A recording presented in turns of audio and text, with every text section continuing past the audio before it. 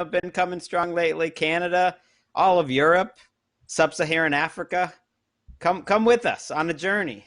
This is it's become a Greg trope. Every month or so, Greg picks out, this time it was 5 or 6 nations, but normally it's one nation that he'll pander to for 2 or 3 shows in a row to collect, fandom from said nation.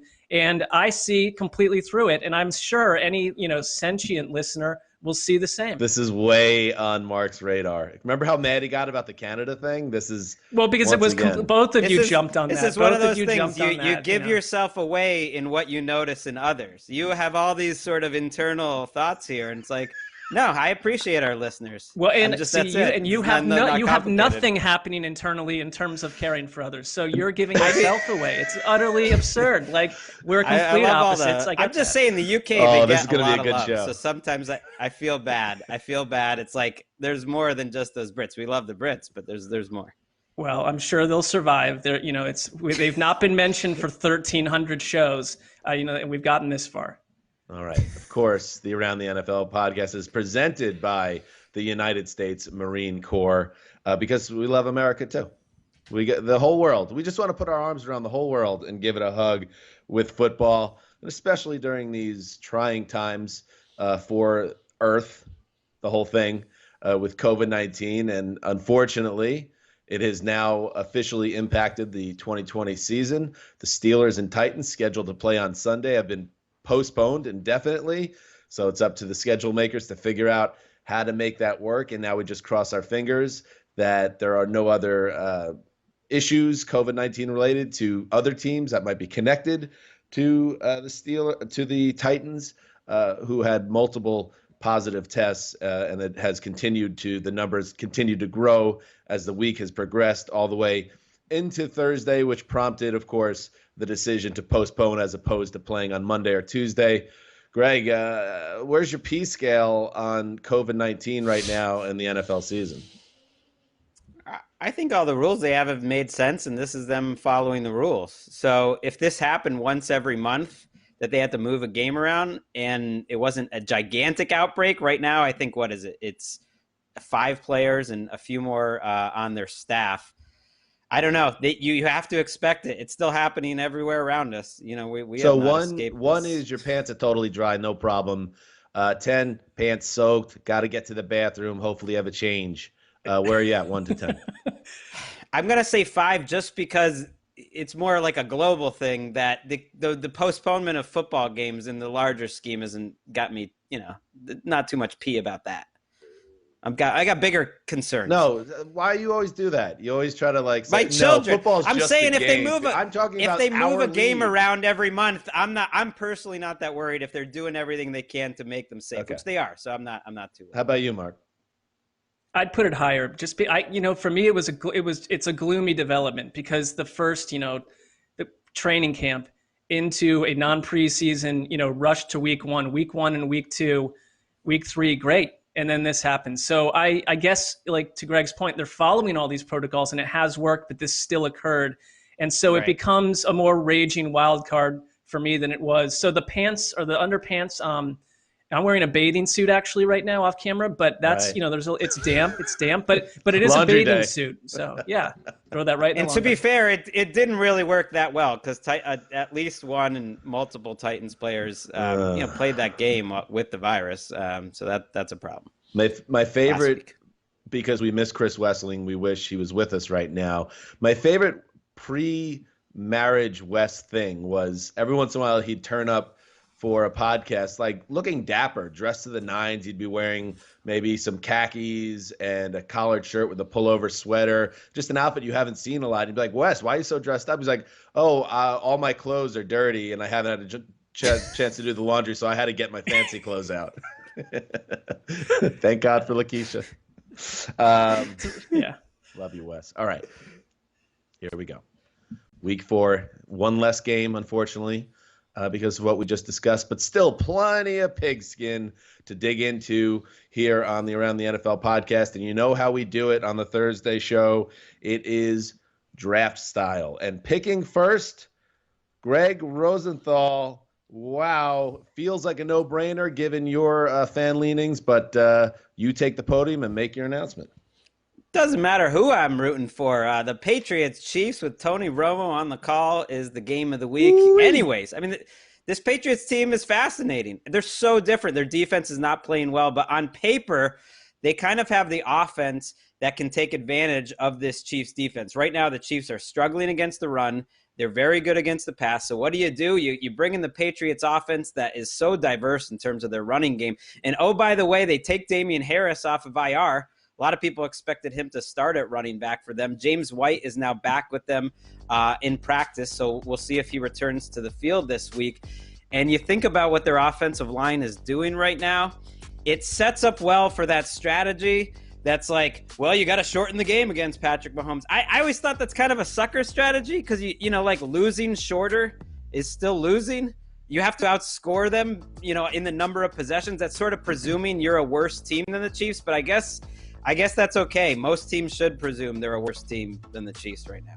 The Chiefs, though, score quickly. I mean, it's not like if you go and pull off a 6.5-minute drive, if you're the Patriots, that's really going to lessen what Kansas City can do. I mean, how many games have we seen them explode for 21 points in 8 or 9 minutes? I mean, it's just, that's who they are. At the same time, I like the matchup of New England. Like last week, it was such a tell. Bill Belichick talking about Darren Waller all week. We didn't get a lot of that this time around, but you can tell he's always going to try to erase Tyreek someone. Hill. They have really shut down Tyreek Hill over the years when they've faced. So there you go. I mean, but it always is going to be one person he's going to try to eliminate, and you go from there. But I was watching a Belichick game from back in like 1994, and to Greg's point on offense, he was using 3 or 4 running backs in Cleveland. When I thought it was just one with memory, he was using 3, 4, 5 guys. So he's been doing this for a long time, and the way they adjusted against the Raiders last week tells me that they will completely, from a mental side, they are the perfect match and showdown with Andy Reid and what he's doing with that Chiefs offense. Some incredible stuff happened against Baltimore. Here's the difference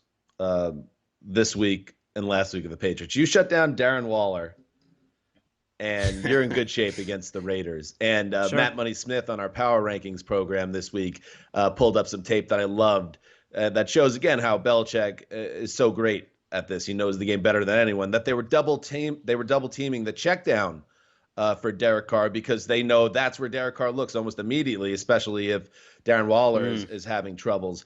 But you can, good luck, good job. Let's say hypothetically you take Tyreek Hill out of the game. What's made the Chiefs such a special offense is that that's just one piece of a superstar stew on the Kansas City offense. And what you have with Clyde Edwards-Helaire, Travis Kelce, Mecole Hardman making plays, Sammy Watkins. You have so many choices for Mahomes, and you know he's going to find it. So I think that is the difference there. And then the other point of it is for me, guys, is that, and Greg, I had my fun in the offseason. The Patriots aren't special anymore. Well, this is the game, Greg, where if they go into Kansas City and beat the Chiefs, I'll throw up the white flag before in the first week of October. If they can do that, then I'll know that this is still a team that absolutely is in the mix in January. I don't think they're there. I think the Chiefs are going to have their way because I don't think the Patriots are special, but let's see.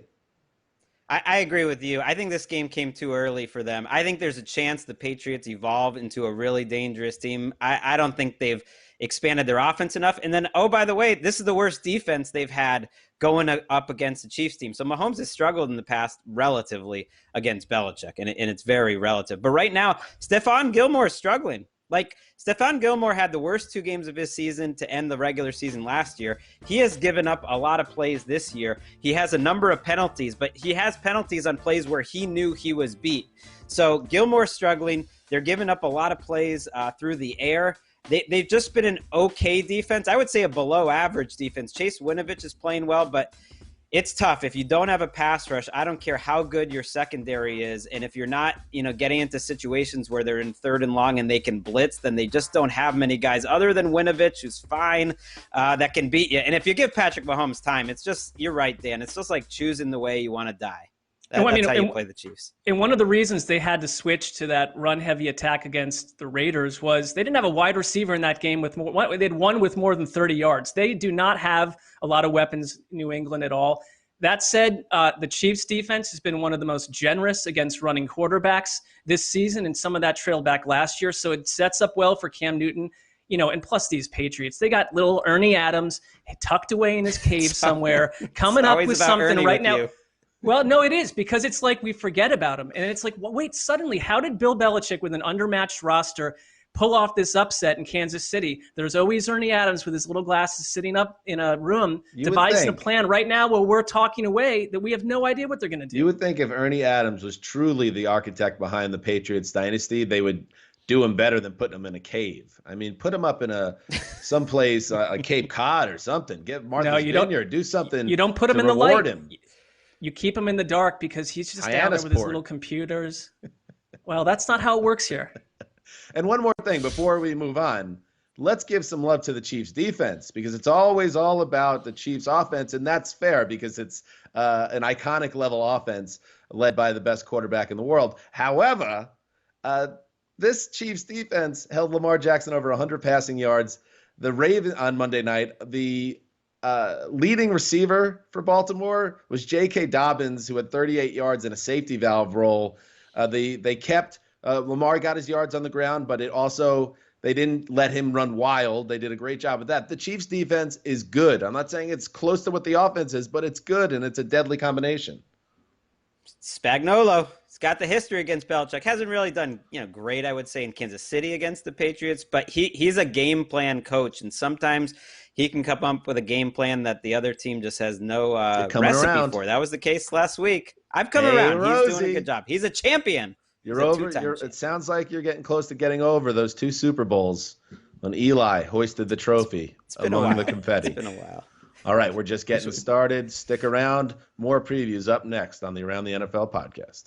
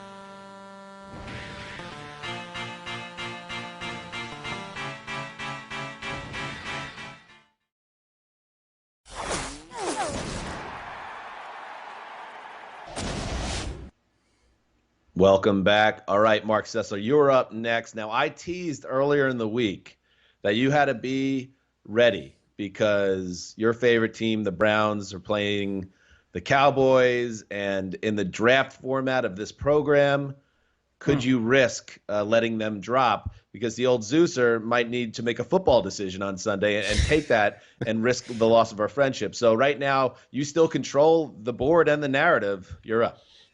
Well, you hinted at that, and I took the hint seriously. And I also, I think this is legitimately a good game right here. Cleveland goes into Dallas. And for me, what I want to see is I think this game tells us a lot about first-year Browns coach Kevin Stefanski, because you've won 2 in a row. by playing Browns football from like 1964. You've got the only team in the league with two backs to 200 plus yards, and Nick Chubb and Kareem Hunt. They've been great. And now you go into Dallas, and the only thing is if you watched what Seattle did, Tyler Lockett, DK Metcalf, against the Dallas secondary, aren't you tempted to unleash the ball, unleash Baker Mayfield after 2 games where he really hasn't, he's been, I don't want to use the word game manager because I think he's played well, but they have been a run team. Why do you not air it out against a secondary that got absolutely flamed and has been flamed week after week? It might be the game that helps Odell Beckham get back in a really good mood, Jarvis Landry. My question is if you can trust Baker Mayfield to have that kind of game. I mean, we just haven't seen it this year. He was really clean against the Bengals, but it hasn't been these sort of Matt Ryan 400-yard performances. This may be the game that begs a breakout because I don't really trust Cleveland's secondary, even if they have Denzel Ward, to shut down what I think is the best group of wide receivers in the league in Dallas. Yeah, I'm with you. I think Baker, the last 2 weeks, he reminds me, it's like his post-game interviews. It's like this buttoned up Baker. The way he's playing the game it feels like the real Baker is underneath. He's being held down. They're barely throwing the ball. 50 times in 2 weeks is outrageous. And the way to take advantage of this Cowboys secondary, which they don't understand what's going on. Like Mike Nolan is running his graduate level, all these crazy blitzes and different coverages. And every 5th play, there's some huge bust. And so you look at that, you're right, Mark, on film, and you think we attack. And I think you'll only get so far running it as heavily as they have. They have to get a little more out of their passing game. So it's a big show me game for Baker. I was curious what you guys thought about the Browns in week 3, because I watched the game and Chubb jumps out, obviously, because he's a star and he's a closer. I didn't think they played that well against Washington, and they were trailing in the 4th quarter, and they got the big plays and they got the gift of some Dwayne Haskins interceptions.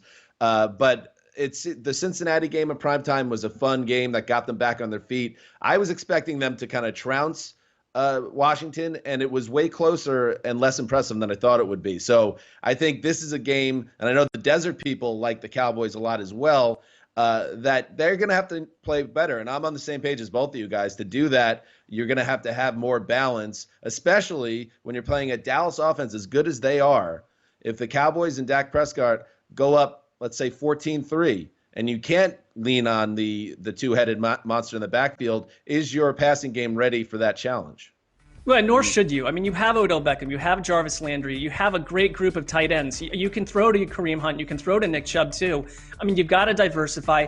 I'm with you on the Washington game. I think what happened a little bit, they had a terrible 3rd quarter. I liked that they stuck to who they were in the 4th quarter, came back and got the win. They didn't completely lose themselves, which you saw a lot last year and over the last 25 years, frankly. But this is an acid test for their offense. So, Dan, I think you're right. You need to see more. I would say I watched a little mic'd up week 3 action with Baker Mayfield, and he wasn't the guy he is in front of the press. He was all lit up and talking to people left and right. So I don't think that I don't think we completely have like a body snatch scenario here from Baker Mayfield's own personality.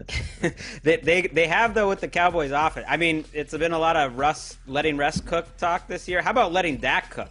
I mean, you can tell Jason Garrett is no longer on that staff when they start a game throwing the ball 6 straight times and he's throwing it 50 times. They have 3 receivers on pace for more than 1,200 yards. Michael Gallup might be the best receiver in this game. I mean, he is so physical. He is so fast. He is playing as well as Amari Cooper, as well as Odell Beckham, certainly. Like the way he can get catches at the catch point, like in a tough situation. I really love what I'm seeing out of him. When CeeDee Lamb can be your 3rd receiver, that's a great situation. Or Cedric Wilson scoring 2 touchdowns out of the blue. I mean, they're loaded. Yeah, that guy was a fantasy nightmare for people, but good job by him.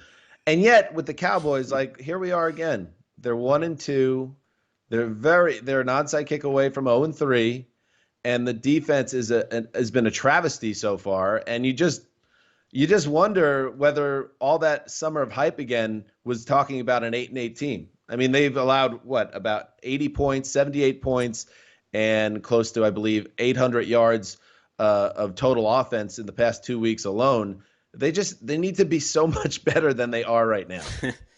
They get Tyron Smith back this week, but you're right. The defense is harder to figure out. They have the guys on the defensive line.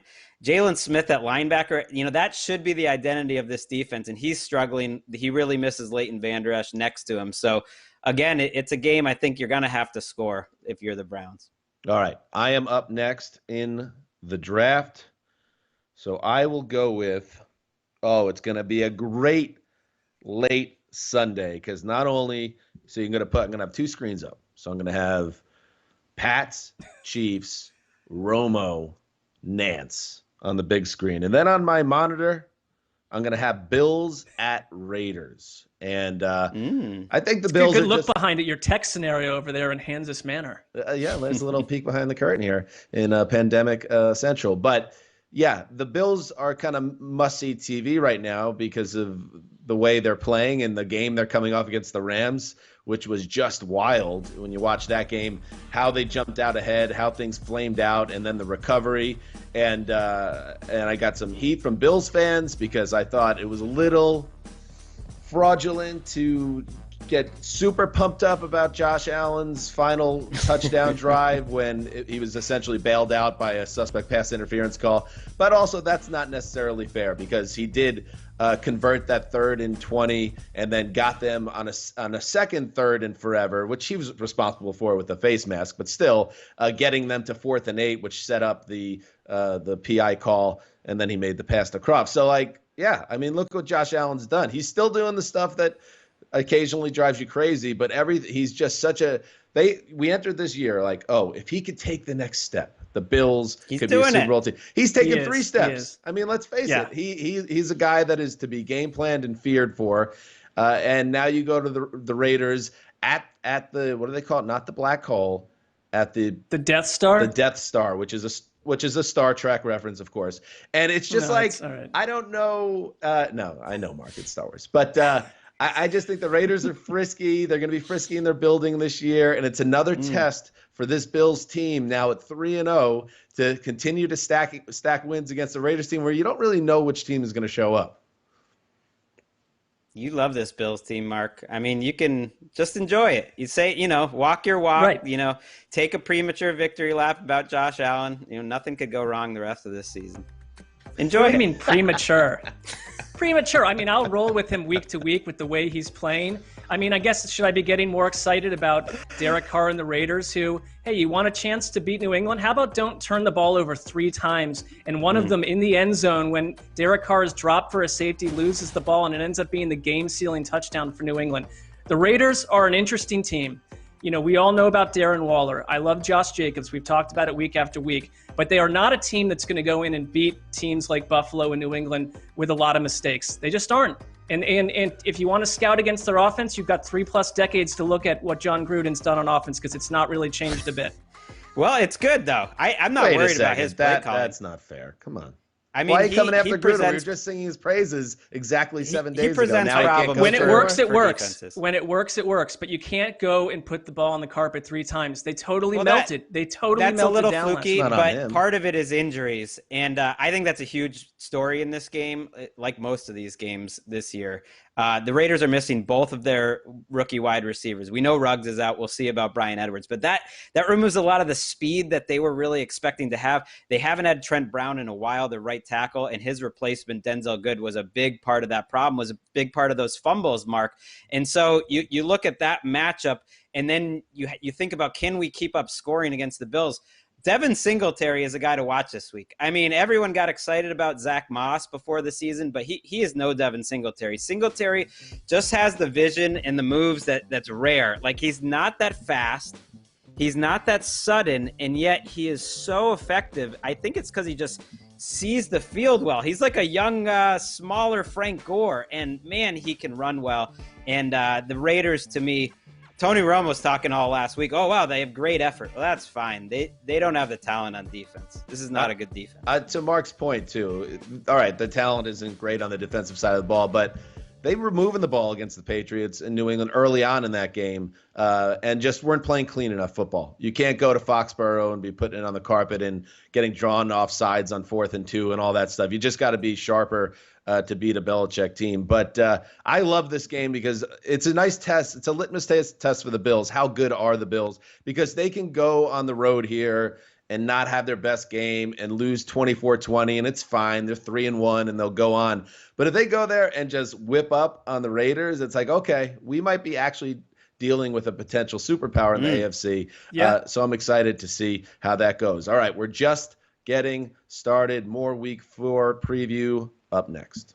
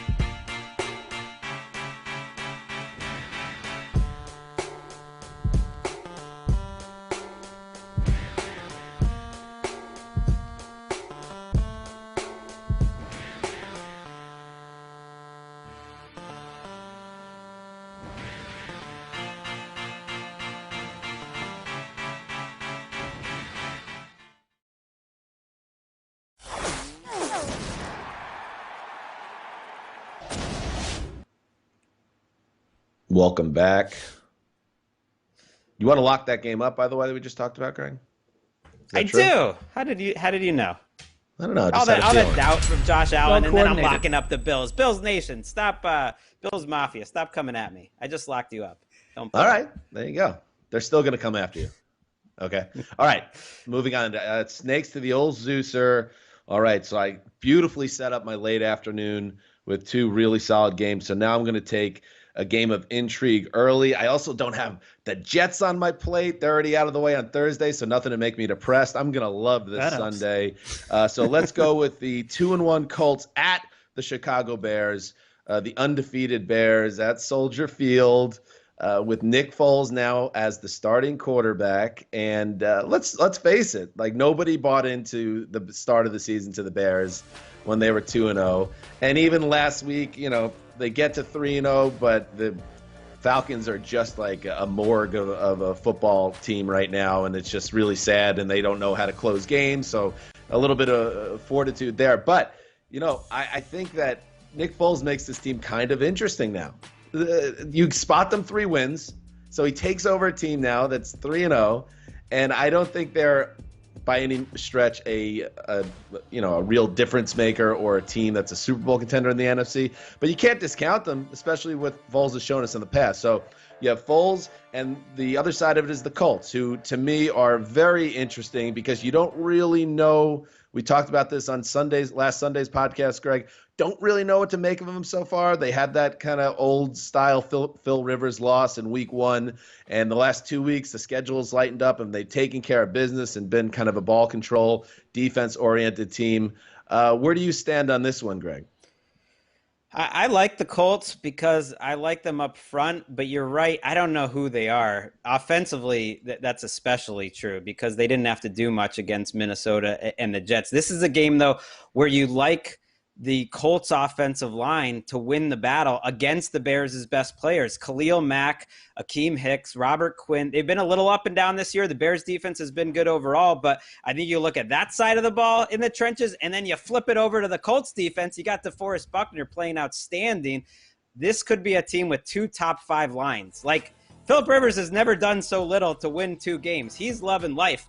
And the football heads tell you, you'll win the game in the trenches, Sessler. That's the Indianapolis Colts way.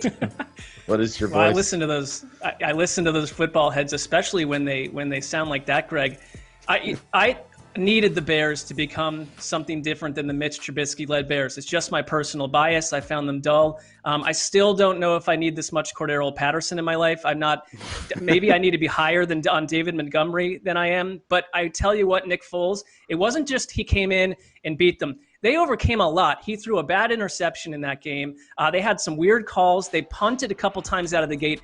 Then he got hot, and it really reminded me of the Nick Foles when he gets that little magic wand touching his head. Suddenly, bang, he becomes this completely different player. So the Bears arrow up on their intrigue, but I'll tell you what, I like the way this Colts matchup lines up for Indianapolis, and I have to do this. I have to lock up the Indianapolis Colts in this game because I just cannot imagine an undefeated Bears team. You know what? I thought the same thing last week with the Bears when they played the Falcons, and I was a genius for 3.5 quarters, and they got me. I almost locked this one up too, Mark. I think it's a really solid lock because I think the Colts, especially what they've shown on defense, and again, small sample size, you got to factor in the opposition, but statistically, they're the number 1 defense in the league right now. And if Rivers can just play smart with Jonathan Taylor, I think they're going to win a lot of games. And the Bears, kind of like what I was saying with the Bills situation this week, if the Bears lose, they're going to be all right. Like the sense of, I'm not saying they have less sense of urgency, but like this feels like it sets up well for the Colts to go get a W. The Bears go home, or they're still at home. They're like, all right, we're fine. We're 3-1. And the Colts are somebody now we start to talk about as an AFC player. Colts are thin, though. You know, I'm curious how this offense does against a good defense. Now, they're not just missing Marlon Mack, and they miss him because Jonathan Taylor's not quite seeing holes. He's having the problems a lot of rookie running backs have. The game's just moving a little fast for him. They're without Paris Campbell. They're without Michael Pittman. So we were very excited about this young group of playmakers around Phillip Rivers. 3 of the most important ones aren't there right now. So they're a little more limited, and that's why I'm with you, Mark. I think the Colts are going to win. I thought about it, too, as a lock, but I think you're going to be white-knuckling this one. This just feels like a low-scoring, close game that the Colts get at. You know, yeah, and Dan's talking about his multiple TVs and all this other stuff at his house and how fun it is to be watching like 5 games at once. When I'm doing that and I'm, you know, at the same time I'm dealing with a lock that's heading in the wrong direction, you know, Sundays can get real. They can become a bubbling mess. So I need this one. You're 3-0. Be happy. Enjoy it. I know, but according to Dan, that means I have no sense of urgency at this point, and I'm just sort of walking into a loss. So I'm not worried about your urgency level. It doesn't really affect this game. But, I understand why there could be stress. And locks, we've sat next to you for years in that newsroom, Mark, when a lock is on the line. It gets real for you. So I hope it works out. I'm a competitor. You are. You're one of the great. You're Michael Jordan. When it comes to NFL locks for meaningless competitions, you are Michael Jordan in 1996. Well, there's like 4 or 5 of us participating at all. So, you know, someone has to be. All right. More preview talk up next. Stay tuned.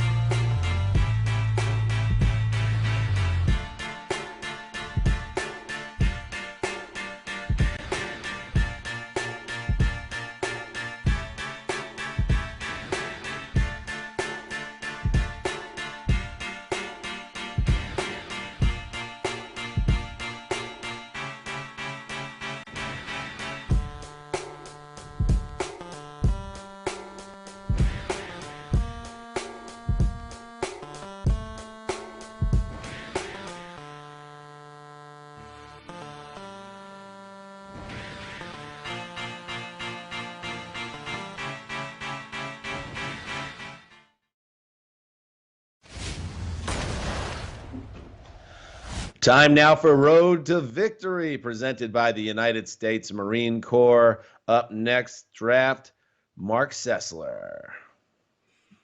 All right. Well, this game is not something I would have probably picked a couple weeks ago, but I'm going to go Detroit, New Orleans. I am impressed with what Detroit did on defense against the Cardinals. We were all talking about the Cardinals as the team that had arrived and fulfilled the hype, and I think that there's a lot to that team. But Detroit, after getting really lacerated a couple weeks in a row, got a little healthier in their secondary, intercepted Kyler Murray 3 times. Jeff Okudah, the first rounder, got a pick. Should have been 4. You're right. So they really, I thought they threw Kyler Murray off his axis a little bit in that game. And so they're not a team, however, that rushes the passer at all, and they don't even choose to. And that sets up well for Drew Brees, who gets, Michael Thomas is working this week. He's back at practice. In theory, the offense could be completely different with him back in there. So I just want to see, with all the panic surrounding the Drew Brees and the Saints in general, and Sean Payton we know Sean Payton gets agitated when people talk about him or his team, and it sounds like he's been agitated in responding to some of the criticism. So I think we're going to get a fired up Saints team against the Lions here. I love it when he gets fired up at his own coaches. I mean, he seems a little agitated about his defensive coordinator, Dennis Allen, saying that the blown assignments they had last week was like watching a high school team. I mean, that reminds me of Sean Payton with Greg Williams. It reminds me of Sean Payton with Rob Ryan. It's like, it used to be one of my favorite recurring segments. Sean Payton throws his defensive coordinator under the bus, and maybe now it's back for a new season. They need their stars to play better. Cam Jordan hasn't done much. Marshawn Lattimore is not playing at the high level he did as a rookie. So there's some frustration in New Orleans. It makes it fun. I agree. I totally agree. There's frustration there. There's a sense in that building that they are way better than what they've showed so far. And, I still think this is a team that's going to be okay. In my power rankings, I dropped them down near the bottom of the top 10, but that shows that I think this is a team that's ready to make a big push, that they're going to be okay. And I think it starts here. I think the Lions, yes, I was impressed as well that their defense showed up and contained not just Kyler Murray through the air with the 3 picks, but also on the ground where he had 29 rushing yards. I mean, he took Jeff Okudah's soul on that 1 touchdown scramble, but then Okudah, showing some resiliency, jumps that route and gets a big interception that sets up points. So respect to the Lions and Matt Patricia, Matt Patricia needed that win. He was staring down the barrel, potentially needs another one though. He does. They're 1-11 in their last 12 games. Right. It's like that is not a streak that Matt Patricia can say, yes, but look back on my multiple playoff wins from years past. He needed that. He absolutely, that was a much needed win, but I don't think he's going to follow it up with another W.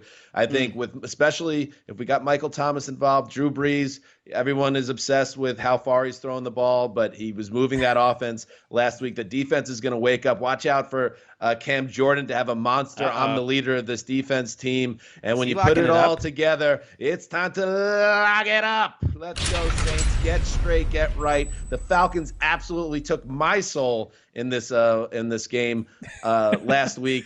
The Saints are going to get right, get behind good coaching and a good roster. It's good luck. I like it. I do want to bring up a new segment I want to introduce to the show, and that's something I'm going to call Mark, are you still ready to die on Taysom Hill? And that's just it. It's a question. On him, still just dying on the Taysom Hill. That's you know what? That's a different picture. You mean Taysom Hill? Because right now it's struggling. It's tough for the Taysom Hill fans out there right now. Well, that's the whole thing. It's like people like Taysom Hill when he, made bad games fun, and he operated as a completely unpredictable skill position talent, unlike we've seen before. And then it's like it's very Twitter middle school for everyone to turn on him. No, the minute he makes a big play, it's like the big mistake. It's like, oh, suddenly like everyone knows the secrets on Taysom Hill. We're revealing who this player really is. I'm still completely in the camp of Taysom Hill. This guy is going to do things that we've never thought of before. Down the road, Greg, I still like Taysom Hill. Still dying on Taysom Hill. Okay, yes, I am. He's on top of Taysom Hill. Yeah, he hasn't really done anything to make the offense better through 3 weeks, and he may have cost him the game in week 3, but he could still be. I like that you're having fun with Mark and getting him fired up here, but I think he could still have moments with this offense. Maybe he won't have 8 touchdowns again or whatever, but Drew Brees needs to calm down if he's behind the scenes chirping that Taysom Hill shouldn't be involved with this offense. Not that I know he's doing that, but can't you see it? I was like, are you breaking some news there? Can't you see it, though? Yeah. Okay. Can't you see a closed-door meeting? All right, let's keep going. But first, a break. That was Road to Victory, by the way, presented by the United States Marine Corps. Now let's take a break.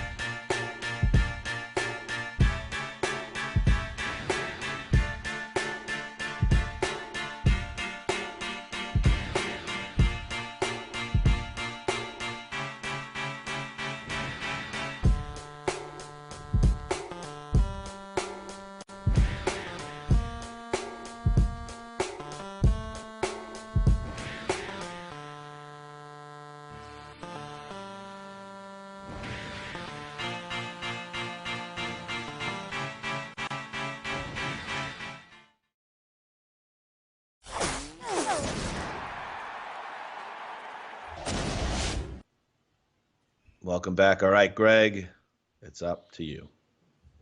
I'm going Chargers, Bucks. I am intrigued about this quarterback matchup. I mean, it's got, one guy who might go to Canton, but it's got another guy, Justin Herbert, who I'm enjoying watching. Did you say Tom Brady might go to Canton? Yeah, probably. Wow. I think he'll probably. You have really soured on Tom Brady. I'm joking. I mean, he's the greatest of all time, but you know what you're going to get? Herbert has been a pleasant surprise to me. I love the way he moves. I can't remember a 6'6" quarterback this athletic. It almost feels like this is happening in every sport. Like, there's taller tennis players, like Nick Kyrgios, who are just more athletic than ever. There are taller NBA players who are just more athletic than they've ever been. And Herbert moves so well. I know he's only an inch or two taller than Cam Newton, for instance, but he's sort of movement skills. And some of the plays he made, a very natural feel in the pocket, getting outside, rolling to his left, and just flicking it 60 yards down the field. That is some Aaron Rodgers stuff. And he's made them really fun to watch. I don't know if they're a great team, but I think that he'll make this game entertaining. I'm happy with this pick. I mean, I think some of the taller athletes are being made up by much shorter sports writers. This show includes at least 2 of them. And, that's just the way humanity works. But I love the fact that, there's 2+ decades separating these 2 players.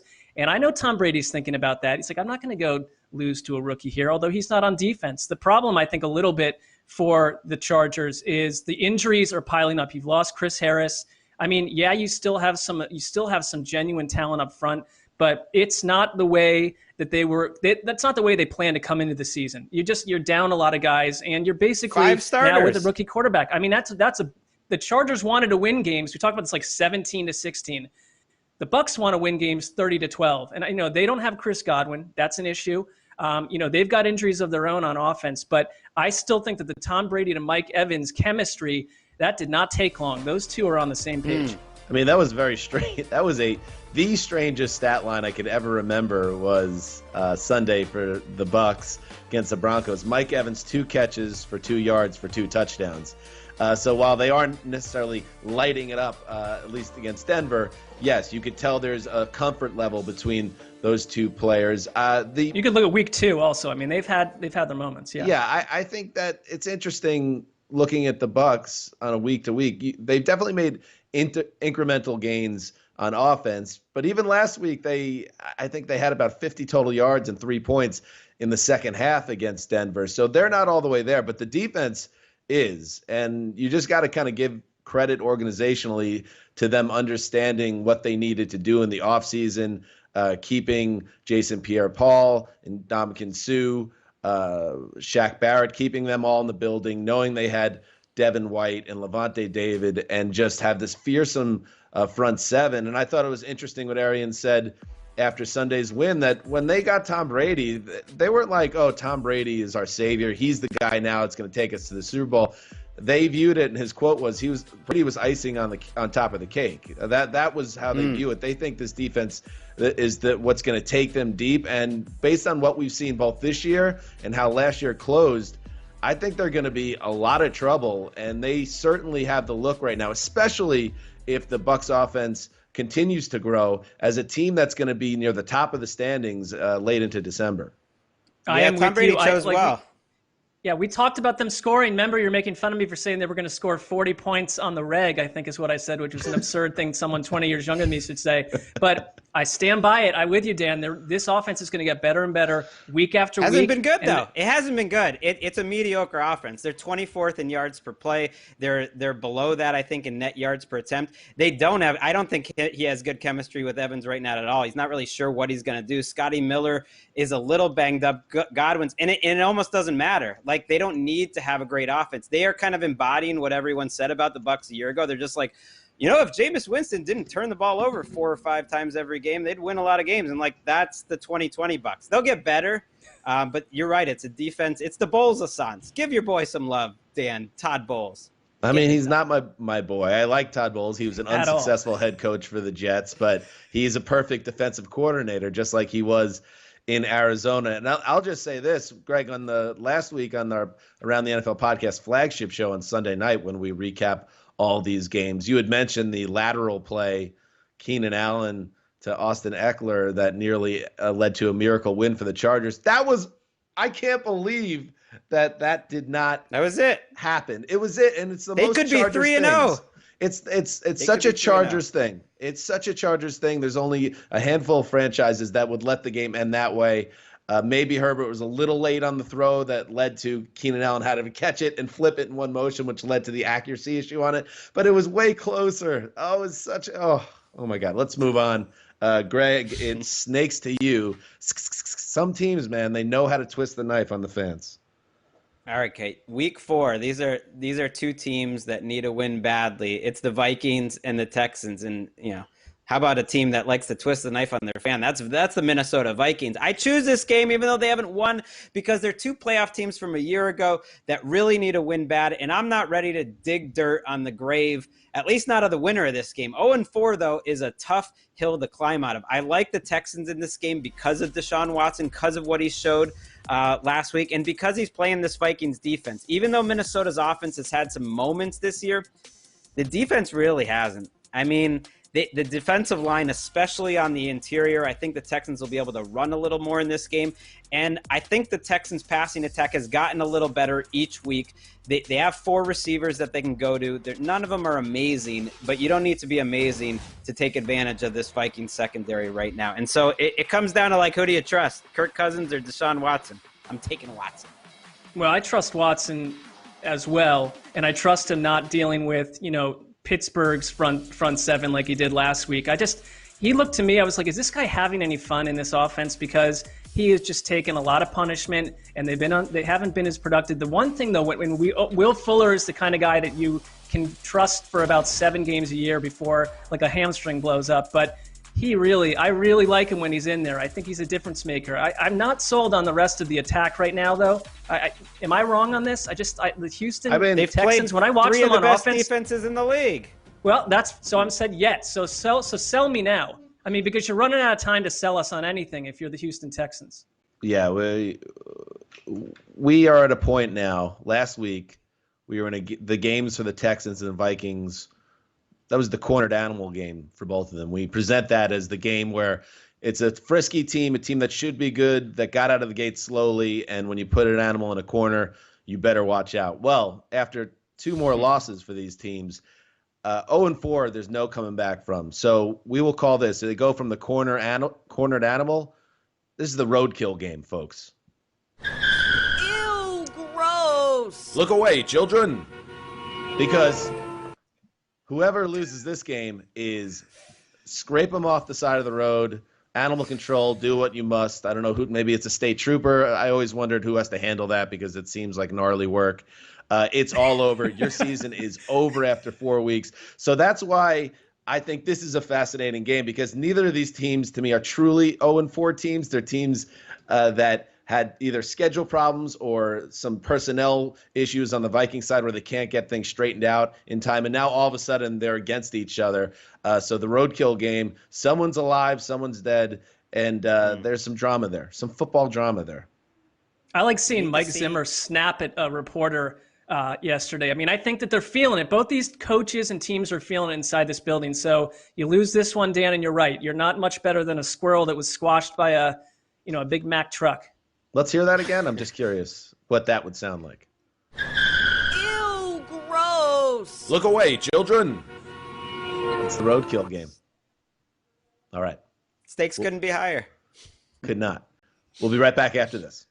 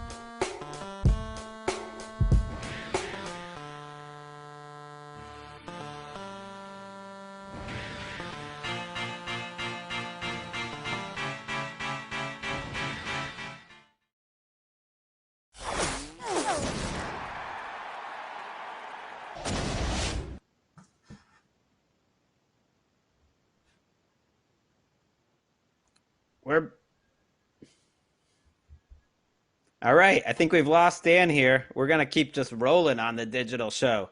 Mark, I think you're next up. Picking. What do you got?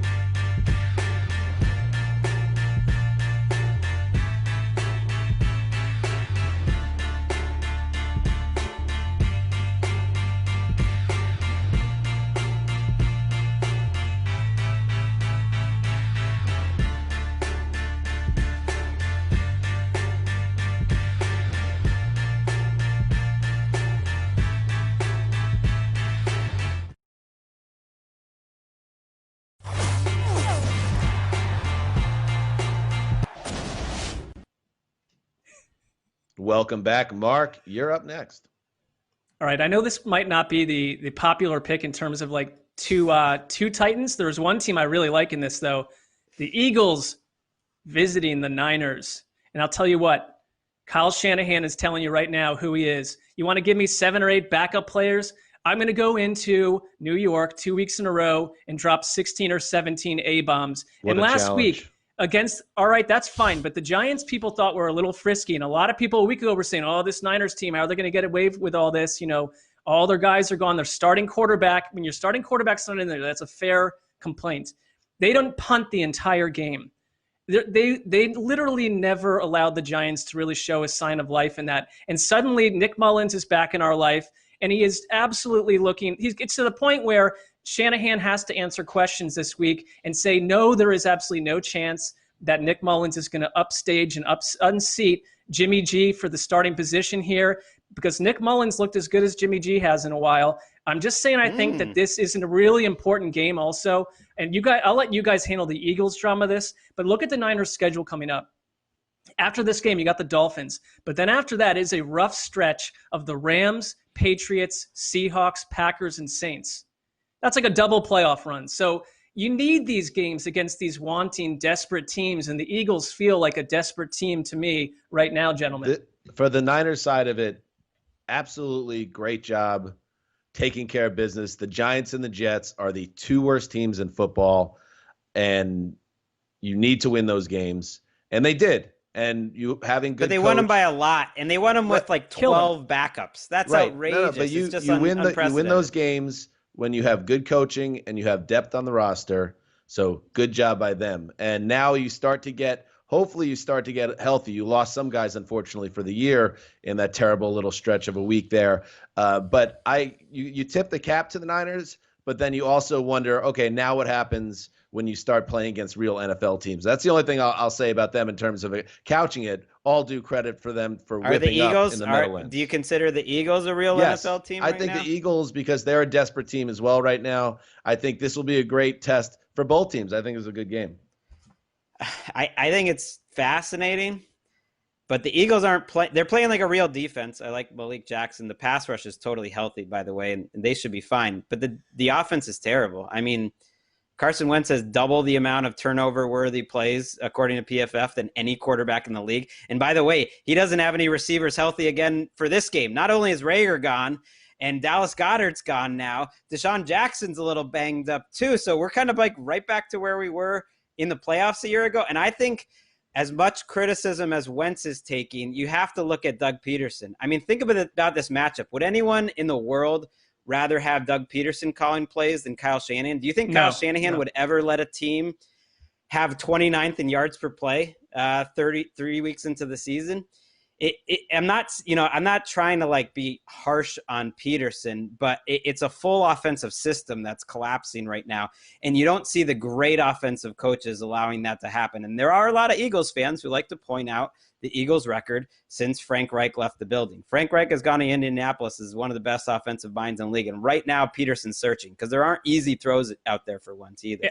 And quickly on top of that, I mean, the Wentz thing, it feels like you've had a quarterback that has played, touched MVP type level play in his past under this coaching staff. Now he looks mentally broken. I mean, it looks like a guy that needs like a month off. I mean, at least legitimately a week off to regather himself. I'm not sure that's how that works with starting quarterbacks, but this coaching staff is a part of that. They asked Doug Peterson, what is going on with Carson Wentz? And he basically said, I don't know. Well, you need to know. You got to figure this out. Well, that's part of the problem with sports, right? Like Carson Wentz was an MVP level guy. He's played at or near that level in the time since the ACL tear in 2017, I believe. He was great for stretches last year with a supporting cast that wasn't there. And there is something wrong with him now, and it's tough. I mean, it's kind of what do you do though? It's like you say it's Carson Wentz's fault. Okay, you don't want to put it all on him. Now it's Doug Peterson's fault. I don't know. All I know is when Miles Sanders is streaking down the field wide open and Carson Wentz overthrows him and costs the team a touchdown, it's like that's Doug Peterson's fault now? Sometimes I feel like it's a little easy just to put it on the coach. A combination. No, he's not. The Wentz isn't thinking clearly though, and that relationship between Peterson and Wentz is like what you give Peterson credit for when things are going well. His mind is so cloudy. You could see on this first throw last week where he just predetermined he's going to throw it to Deshaun Jackson no matter what, even though there's a guy underneath. They do a lot of the RPOs right now, and a lot of it, I think, is Wentz making bad decisions. When there looks like there's a positive running play available and he holds on to it and there isn't anyone open throwing the ball. So I think that is partly coaching, unless it's just like Wentz having a total collapse. I think it's a combination of both. All right. I'm up, right? The old Zeuser. Third person. So Second many time choices for the old George Kittle Zeuser. back in that game, though. You mentioned some people coming back. George Kittle's in our live Sunday Night Football. That's Deebo good. Samuel back at practice. He's got a couple weeks before we could see him again, but they are getting healthier. Thank you for buying time for you. Thank you for buying that time. I've been caught by surprise for some reason. All right, my choice will be, let's go Seattle at Miami. Don't see a really great option here, so I'll just grab that game. Just because that means I get to watch Russell Wilson. Good. So Russell Wilson is on pace for 75 touchdowns. So in a depressed draft class, if I have a chance to take that guy and watch him, I will.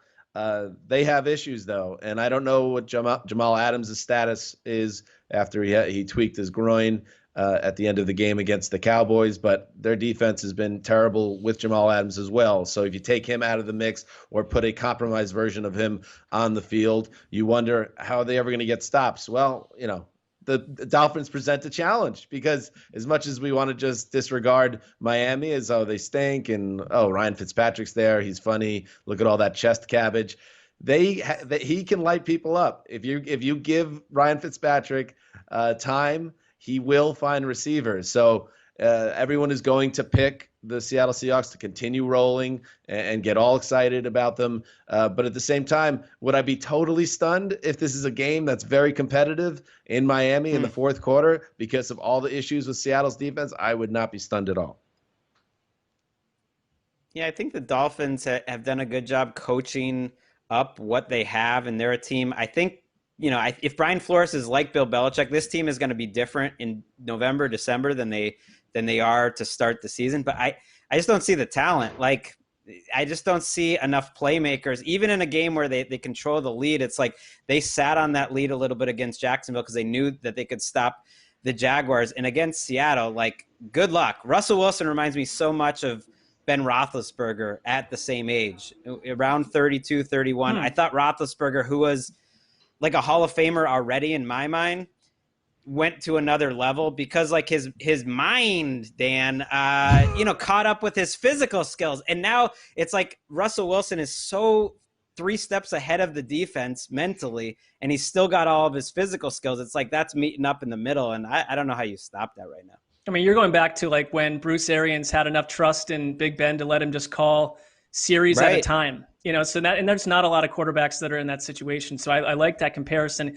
Seattle's offense, you know what it kind of reminds me of? I don't know if you guys ever dealt with these, but when you were like in your 20s and you'd go to like some park and there'd be a bunch of bros with one of those like giant slingshots that you'd put the water balloons in and shoot them like 300 yards across the park and like hit some girl in the head with a water balloon. That's what their offense feels like. Happening? What? Well, it's just do you not? I have never been to that park. No, I think never. This seems like these a fantasy like power land of bros. slingshots that you could shoot like water balloons or other objects, but it was meant to be safe. But I think I saw like an infomercial of that at like 3 a.m. once. It existed, and I literally saw a girl get nailed in the head with it. And it was not a pretty picture, but their offense just is so different than it used to be, and they have 2 legit star wideouts, and I don't see how Miami hangs in this game at all. So how far would these slingshots go? Are we talking like 50 yards, or like what was the max? No, I think it was like a legit.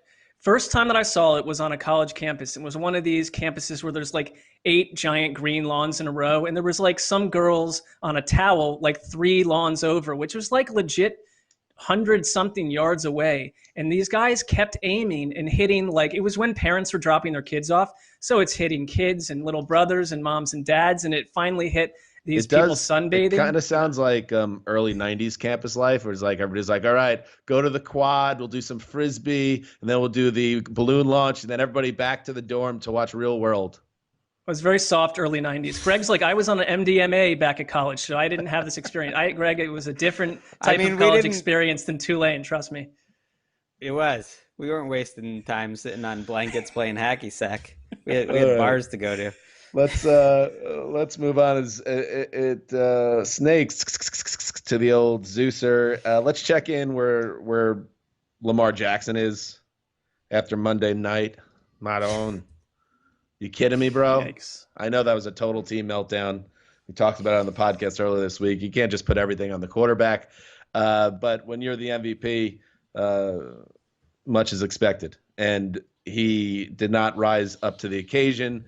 So now he gets the Washington football team, which is playing now without number 2 overall pick Chase Young, who has a lower body injury, I believe a groin.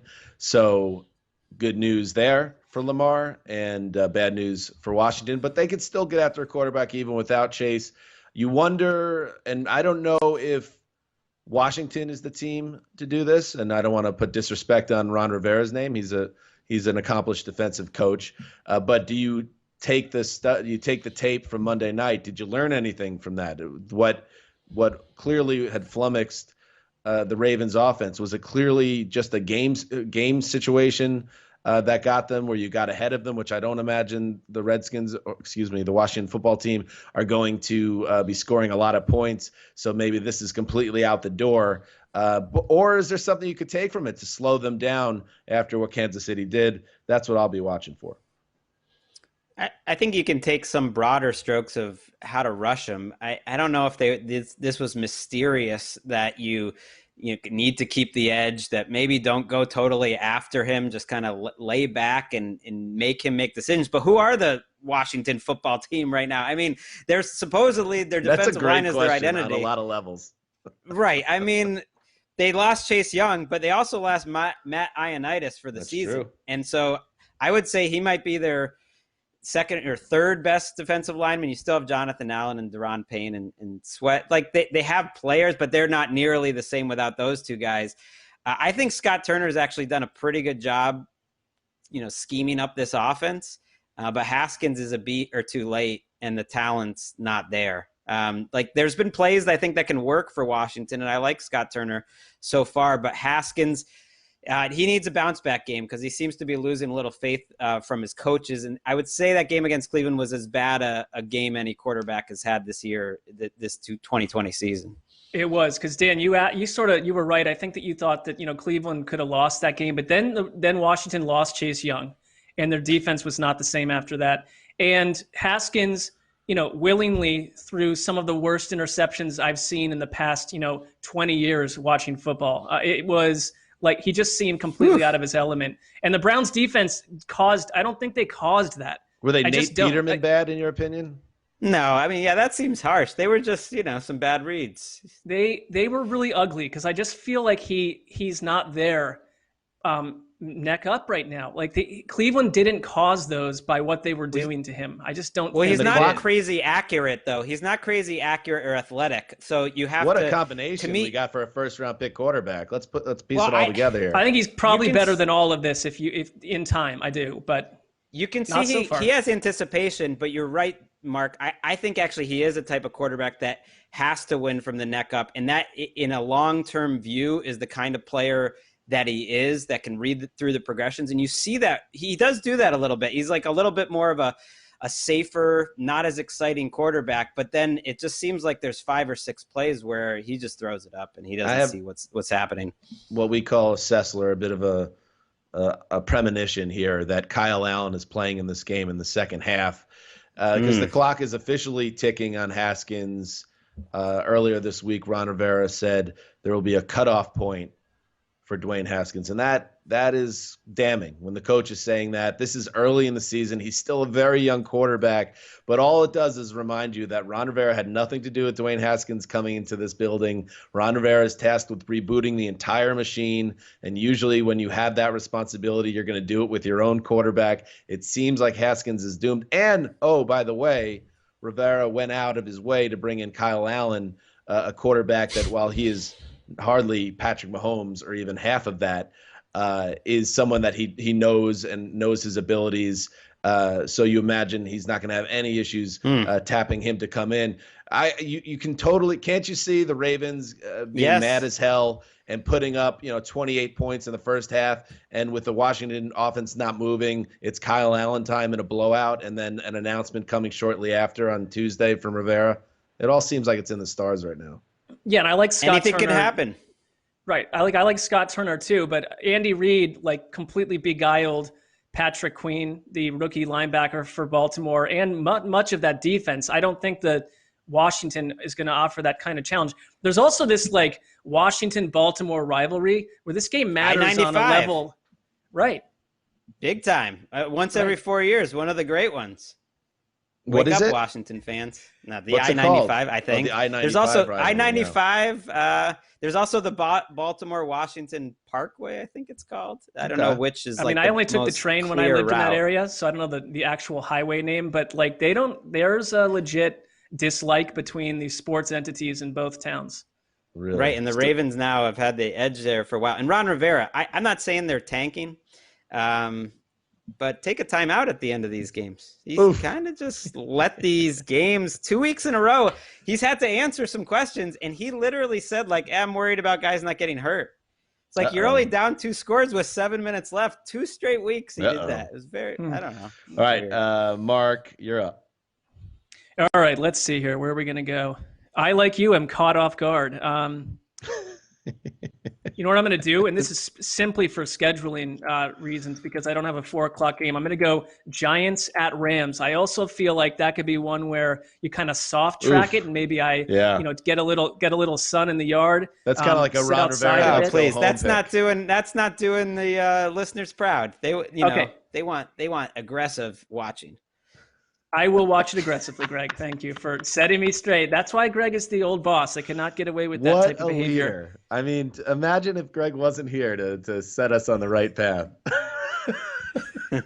This game scares me. You got Aaron Donald against that would go this Giants offense. The Giants running back situation. I mean, Devonta Freeman thrown into the fire right away. They've got Dion Lewis. They're just not a balanced offense. I think McVay is fired up after that Bills game. And one thing I like about McVay is if the Rams make a mistake of any sort, he basically just says it is absolutely. He said, I did a terrible job of putting us in really poor situations against the Bills when they got down early. And what's lost in that was the real Rams team, and the one that they can be is the team that climbed back into that. I still think this is one of the more intriguing offenses in the league. Nothing about last week changes that for me.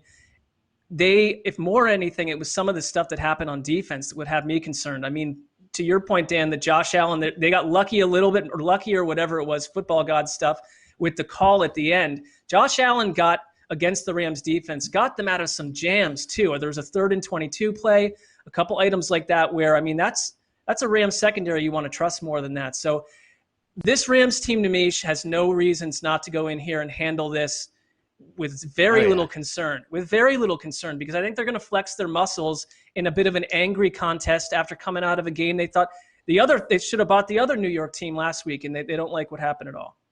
I feel like good defenses right now are going to lose to good offenses. There's only 4 or 5 defenses, I think, that really matter and can clamp you down. I don't think the Rams are going to be that team. They need to play good situationally, and they need to count on Jared Goff doing his top 10 quarterback thing. That's what he's doing right now, just like 2018. And this time, he's got a nice little running game going. Darrell Henderson has some juice. I mean, the Cam Akers injury might end up being a little bit of a blessing because, wow, Henderson just feels like the game's coming a little slower to him this year. He's making the right reads, and he has major juice. That is a fun backfield with Malcolm Brown. And they were talking about him doing that last year, like at the Combine, 2 Combines ago, and it never really happened. And now he's got like 100-plus yards, 2 straight games, and everyone wants to talk committee. It still will be a committee, but it's the removal of this one lead back that takes up 1/8 of your salary cap, and you have to base their whole offense is different now. They're using like their tight ends as fullbacks. That's how bad that contract was. He still is taking up 1/8 of their salary cap. Yeah, to score 29 straight points in Buffalo which the Rams pulled off, wiping out 28-3, and then give up 3rd and 22, and then 3rd and 25, giving up, big yardage to set up that PI. That is a gut punch loss, and the Giants are the perfect team for them at home. This game is over by the end of the first quarter. I mean, this is not going to be competitive. Ooh. And that's why you have to look in the mirror with the locks game, because if you can lock up anything, and there are shows and pundits they're way out there over that don't even look in the mirror. And they just lock up anything they want, and they'll say, "Oh yeah, the Rams over the Giants is my lock of the week." Oh, screw off. You can't lock this game up, but there is no game that's more certain in terms of outcome to me than Giants at Rams week 4. Don't like the Giants' chances if I haven't made myself clear on that. No. All right. I think we got that. Greg, you're up. All right. I think I got a couple picks. Let's was that too harsh on the Giants there? Was that too much? No. Well, it's let them tell you that I believe in Daniel Jones, and that he's coming off one of the worst games he's had. Here's another reason to be depressed if you're a Giants fan. 4 tackles were drafted in the top 15 picks this year. 3 of them look pretty great right now. I know it's only 3 games, but Andrew Thomas is not looking great for the Giants. He's been struggling, and it doesn't help that the other 3, one of yours, Mekhi Becton, the Browns have a nice looking tackle here. But the big they might have missed. They might have missed in New York. We'll see. Too early. I'm going Greg. to the primetime. I'm going to the primetime games. Packers, Falcons. I've heard some talk. It's like, oh, why are the Falcons in primetime? They're a fun team to watch. I mean, I know watch burn to the their ground. defense isn't, I guess, but if you watched Bears Falcons, and if you watched Falcons Cowboys, and you had nothing at stake in the game, which I didn't. I worked for the NFL. I was fully entertained. You got a great quarterback in Matt Ryan, and you have great drama in how can they possibly lose this game? What a mismatch when the Packers have the ball. This Falcons edge rush, which has been bad for as long as Quinn's been there. We talk about it every offseason, and it's maybe worse now than it's ever been. So you just don't expect Rodgers to face a lot of heat in this game, and that should make for a fun Monday night. They can sell this game. I can sell it. What do you think, Mark? My favorite play from the Falcons game was this amazing moment where Matt Ryan just willingly flung the ball out of bounds, and it nailed one of these sitting cameraman guys right off the end zone, sitting with his knees all bent, and he had a $10,000 lens, and he was just completely removed from reality. Those are the bravest men in America, by the way. The guys that sit crisscross applesauce is the accepted term now, with their $10,000 camera as these thoroughbreds sprint at them on end zone fades. It's pretty impressive that they have the guts to just hang in there. I enjoyed that. But then, there was also the Matt Ryan that started that fourth quarter, that critical fourth quarter, 0 for 7. Then that kind of opened the door for Foles to shake out of a little mini funk and turn into Magic Foles. And so I agree with Greg that this is an interesting matchup because the Falcons' offense is amazing. I think Calvin Ridley is basically just telling everyone they might get Julio. But you know what? With Calvin Ridley, he is a total luminary. I mean, I hate people that talk about their fantasy team, but I reluctantly drafted him, and he is kicking people's butt week after week. You reluctantly drafted him? Didn't you read the Zeuser column that he was going to be joining the Superstar Club in 2020? I missed that. I missed that data from you. That's on me. That's unfortunate. That's on me. It's the 4th time you've referred to yourself in the 3rd person. It's all there. The old Zeuser pointed it out, but we're never going back. That Ridley was ready. It was time. We're never going back to someone else calling him by his name. He will just call This is an easy name. matchup, too, for the Falcons offense. They're playing a defense that's also struggling. I mean, there's not really much the Green Bay defense is doing well right now. Even their best players, Zadarius Smith, maybe not quite as many big plays, but it's more the run defense in the back end. There should be points. There really should be plenty of points for the Falcons. I guess I'm just saying it would have been really fun. This game was played in Atlanta when the Falcons collapsed in the fourth quarter. You would get that Aaron Rodgers comeback. You would have the back and forth action earlier in the game. But I think at Lambeau, I don't think we get to see the Falcons collapse because I don't think they get to the point where they can collapse.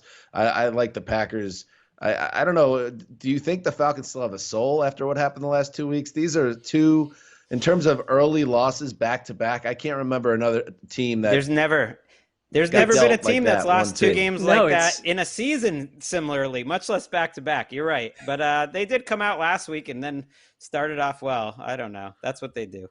All right. And you know what?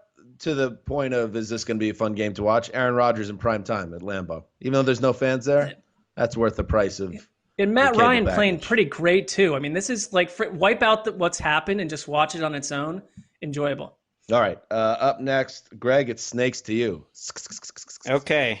What is still left? How about the Jaguars Bengals? I'm intrigued by this game. Everyone thinks this is the spot for Joe Burrow to get his first win. Makes sense. He has not played a defense as forgiving as Jacksonville. This could be the first game where Joe Burrow theoretically gets protection. I think Joe Burrow's coming off his best game in Philadelphia, really was sharp. He's shown if you protect him, he's going to be on time, on target, and make good decisions.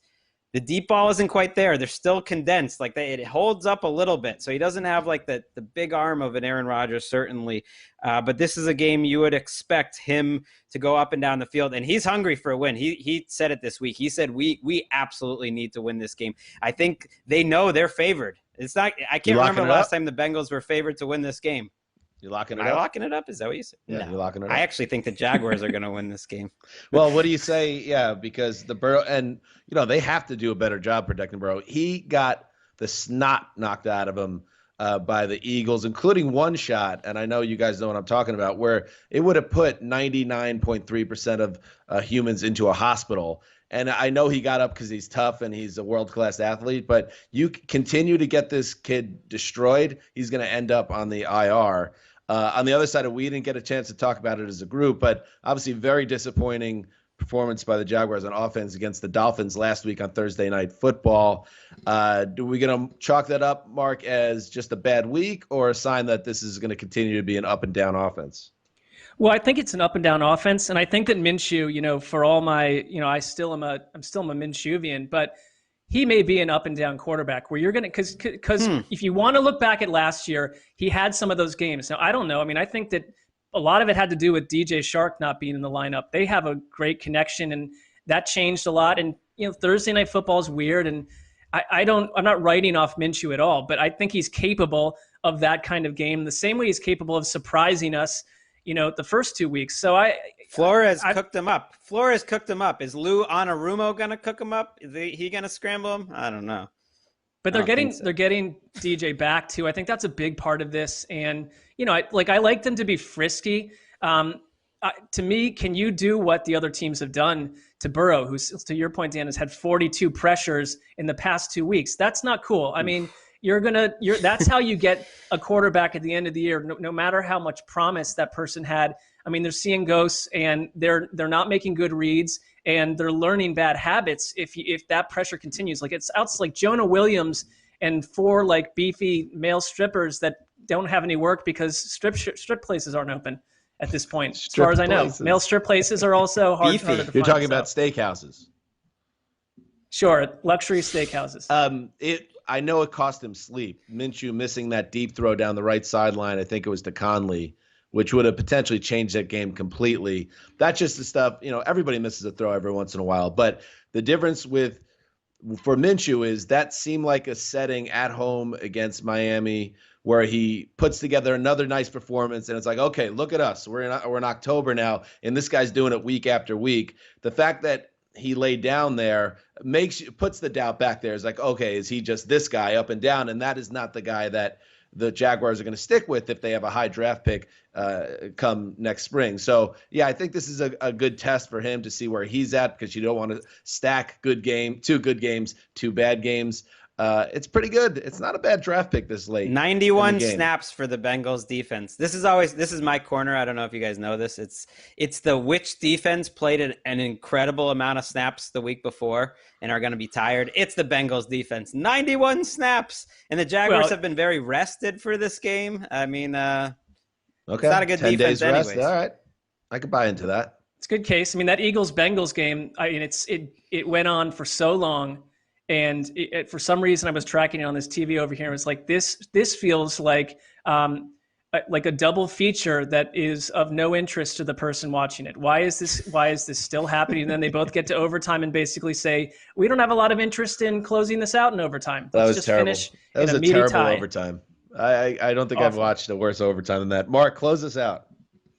All right, well, I'm going to go with there's only one choice left. So it's essentially, I don't want to call it what do they call the last man in the draft?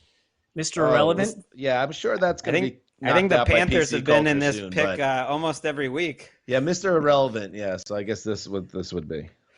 I don't agree that this is irrelevant because, there's some interesting history to this coaching matchup. Cardinals, Panthers, Cliff Kingsbury, Matt Rule. We all saw the stories floating around that Kingsbury, like me, thinks a lot of Matt Rule, that Matt Rule called him up when Baylor knocked out Texas Tech in a game and it got Kingsbury fired. Look where they are now. I think they're two of the more interesting coaches in the NFL. And I want to see how Big 12 coaches just making the leap to the big game with the big salaries. Good for them. Look at that. I think they were making plenty of money before. They're making plenty of money now, but there's a reason they're making this money. They're making $30,000 a year before these jobs. I'd put like 4 zeros on that, and like houses and cars we don't know about, undocumented. Women. But if we want to talk about the game, I think that I want to see how Kyler Murray and the Cardinals respond after last week's affair. And I think that on the Panthers side, everyone's like, oh, they'll go 2-14 this year. Then the change will happen like every other Matt Rule team. I don't care about the record. I don't think it'll be great, but I think Teddy Bridgewater is having a good season overall. The offense without Christian McCaffrey is functional, and the defense has gotten a little bit better each week. A lot of coaches love Mike Davis, so I don't know what the tone of voice there is. I mean, what Mike do you mean? Davis That was a celebration of his 91 yards from scrimmage. Mike Davis. Okay, I thought it was just like bordering on potentially a little snarky, but I will assume that it wasn't. But I don't know. This to me is an interesting matchup. This is one I won't go sunbathe in the yard, Greg. The Panthers have been weirdly predictable. Like we kind of thought before the year, the offense actually will be a little frisky. It'll be better than you think. They're 20th in DVOA right now, so that sounds about right. Like Teddy Bridgewater, you could do a lot worse. I actually think he'll play better. He's been good. I wouldn't say he's great, but he's in that like 20 to 25 probably of quarterbacks. It's around where he is at PFF. That sounds about right to me. He's going down the field more. And their defense is bad. I know they made some plays last week. Brian Burns made a number of plays, and your boy DJ moved the sticks, Dan. I think I should do a podcast. He loves Jeremy Chin, their safety, who made some plays last week too. So they got a couple players, but I'm not really too buying into the defense being good. They're still 30th right now in efficiency, and you would think if the Cardinals are rolling offensively and DeAndre Hopkins has missed a couple days of practice, this should be a game where they mix up that tempo. I love how they do that. They speed up and they slow down better than any team. You would think the Cardinals offense can go win this game on their own. I would too, but then like who would have thought that they would have been stymied by the Lions last Thursday? I haven't been that impressed with their passing game yet this year. It's been a little erratic, and especially if Nuke isn't 100% or he doesn't play. Although he did finish that game out, so you would expect him to play. Yeah, it's a bit of a concern. Teams that are lacking firepower in their wide receiver room messed up on Robbie Anderson. I include the Jets at the top of that list because I never quite understood the rush to get him out of the building. That's on Joe Douglas because Brashad Perryman has not been an upgrade for them so far. Robbie Anderson has been very good in Carolina. He's been a guy. He's always been a guy that stays healthy. He had been hit with a tag that he takes plays off and is maybe a little bit limited as a route runner, but I think he's really helped their offense. And if you remember, not at the level of Cam Newton, but another situation where he was just kind of sitting out there. He ended up signing a very team-friendly deal, and I think he has been a big lift to Bridgewater. Well, haven't you always, like, as a Jets fan, had people whispering to you that he was not the first guy that the Jets were thinking about wanting to, give big money to on a multi-year deal because he had some sort of, I would call some knucklehead moments? He's been a knucklehead in the past. He had an arrest that was very ugly, but at the same time, he was always a guy that could make big plays. And when his salary got to the point where anybody could have had him, and I think he signed 2 years, $20 million. It just jumped out to me that the Jets didn't think that he was someone that could help him at that price, and B, that there wasn't one other team that thought, okay, maybe Mark, Right. to your point, I think that there was off the field issues that just scared teams off. I think that this is another Matt Rule difference, is that Matt Rule and Robbie Anderson knew each other very well, and there's a lot of trust between them. And I think Matt Rule, like when he came on our show in the summer and just openly defended Teddy Bridgewater when we were trying to throw some Bridgewater yard per attempt stuff at him, I think he's a player's coach. And when he likes you, he's going to put everything in you. And then Robbie Anderson there are players like this. If you get in the wrong system, you're going to have issues. If you're in the right system, everyone's asking why everyone else didn't sign Robbie Anderson. Big game for the Cardinals. Everyone talked about look at their schedule. They can go 6-0. Well, they lost that Lions one. Now in the NFC West, you cannot fall behind by losing to kind of these mid-level teams. If they want to keep up in that division, you got to win games like this. All right, there you go. That is the preview of Week 4. A reminder that Sunday night we will recap all the games that we just previewed today, and if you've missed it, make sure you check out our Thursday night mini pod where Sessler and I break down Jets Broncos. Speaking of a roadkill game, showdown at the Meadowlands. So plenty of content to enjoy. This is Dan Hansa signing off for the Quiet Storm, the old boss, Ricky Hollywood behind the virtual glass. Until Sunday.